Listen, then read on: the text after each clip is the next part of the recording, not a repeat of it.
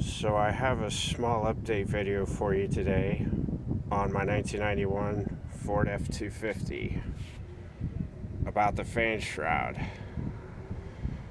As you can see at the top, we have two bolts with clips right there and right here to anchor the radiator shroud at the top.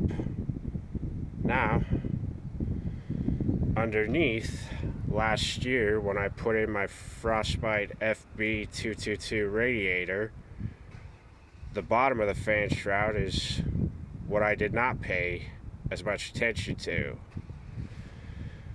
I do have a very reduced amount of clearance between my clutch flange blades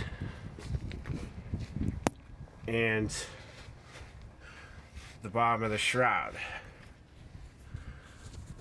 Let me illustrate that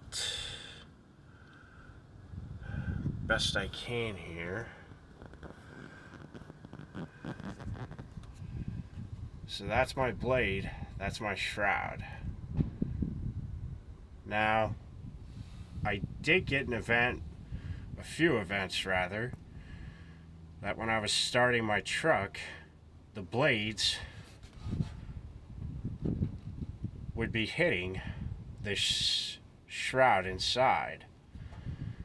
Now, check this out over here, what I did today. That clip I did not have before. That was my biggest problem. So the junkyard had this. Pick a pull up in Arlington, Washington, today's case.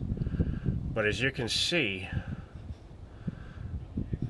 the clip goes here, straddles the plastic of the fan underneath, and then the clip makes another angle to, in other words, make another right angle to go behind the core support.